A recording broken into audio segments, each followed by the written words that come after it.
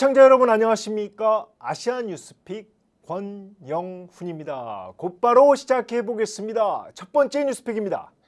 시진핑 주석이 하반기에 한국을 공식 방문할 예정입니다. 교도통신은 최근 시진핑 중국 국가주석이 오는 10월 말부터 11월 초 경주에서 열리는 APEC 아시아 태평양 경제협력체 정상회의에 참석하겠다는 의향을 중국 정부가 한국 측에 전달했다고 보도했습니다.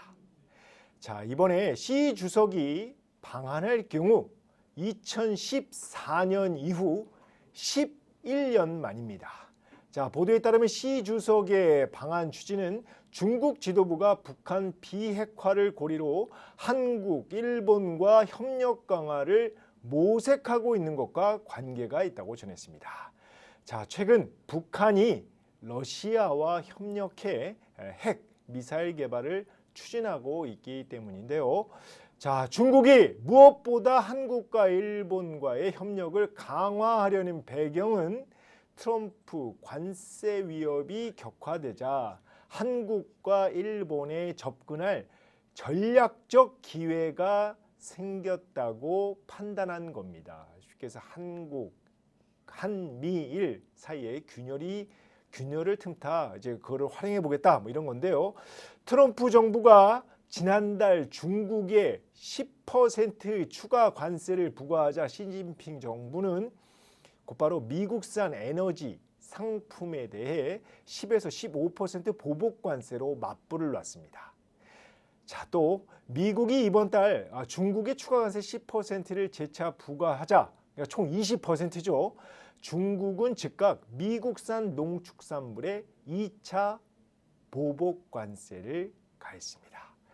자, 어느 나라보다 중국은 눈에는 눈, 관세엔 관세 전략으로 트럼프발 관세 전쟁에 가장 공세적으로 대항하고 있는 셈입니다. 자, 트럼프 대통령 오는 4월 2일 모든 나라에 이제 상호 관세 부과를 예고한 만큼 모든 교역국을 상대로 관세 전쟁을 벌일 태세입니다. 이런 가운데 한중일 3국 경제통상 장관들이 어제 서울에서 만나 한중일 FTA, 그러니까 자유무역협정에 긴밀히 협력하기로 했습니다. 자, 현재 한중 FTA만 체결돼서 가동되고 있고 한중일 FTA 협상은 2019년 이후 중단된 상황입니다. 자, 중국은 트럼프 행정부의 관세 전쟁을 계기로 한중일 FTA, 즉 그러니까 동북아 경제 통합에 가장 적극적인 상황입니다. 자, 이는 중국이 트럼프의 자국 우선주의 정책 아래 미국과 우방국 사이의 균열을 활용하려는 듯합니다. 자, 물론 한국과 일본 입장에서 핵심 수출 시장인 중국과의 협력이 필수적입니다. 다만 미중 무역 갈등 속에 한국과 일본 입장에서 중국이 내민 손을 덥석 이렇게 붙잡기가 쉽지 않은 모양인데요.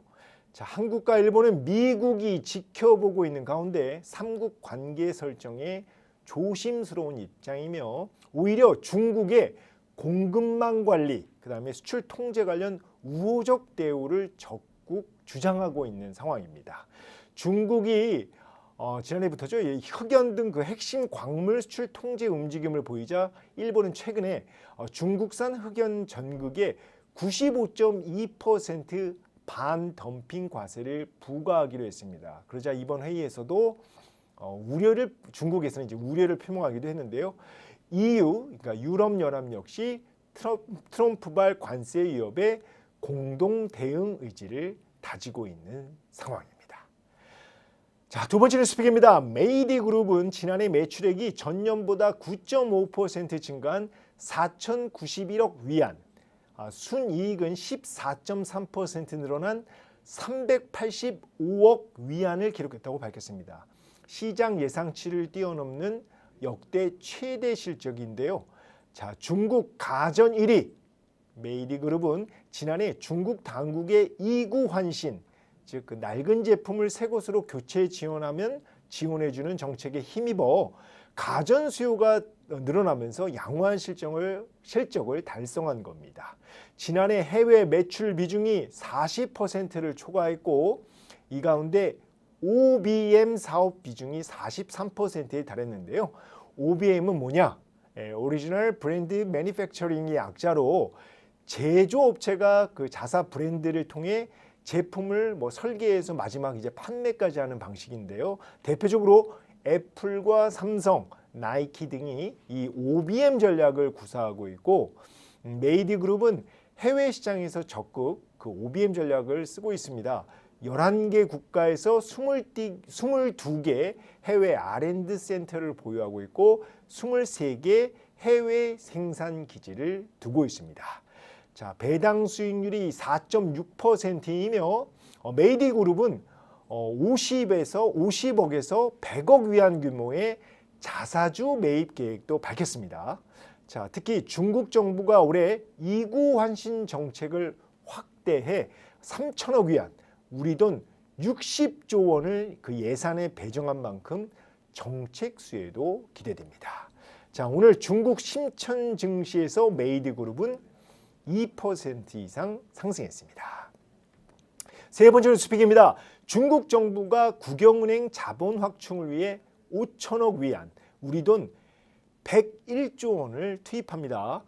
블룸버그 통신은 현지 시간 30일 교통은행, 중국은행, 중국우정저축은행, 중국건설은행 등 중국 4대 국영은행은 중국 본토 상장 주식의 유상증자를 통해 총 5,200억 위안을 조달할 계획이라고 보도했는데요.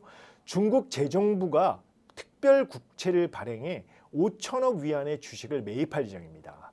자, 중국 당국이 침체된 내수 경기를 살리기 위한 조치로 풀이됩니다. 중국은 주택담보대출과 정책금리 인하 등 1년의 경기 부양책을 시행한 이후에 금융기관들의 자본을 강화하는 작업을 지금 추진하고 있는데요. 지금 앞서 설명드린 해당 은행들은 수년간 이제 중국 당국의 어떤 경기 부양책에 동원이 되면서 경영 악화에 시달리고 있는 상황입니다. 자, 오늘 중국 본토 증시에서 교통은행, 중국은행, 중국우정저축은행, 중국건설은행 등 4대 국영은행들은 일제히 상승 마감했습니다. 자, 오늘 준비한 건 여기까지입니다. 지금까지 아시아뉴스픽 권영훈입니다. 시청해 주셔서 감사합니다.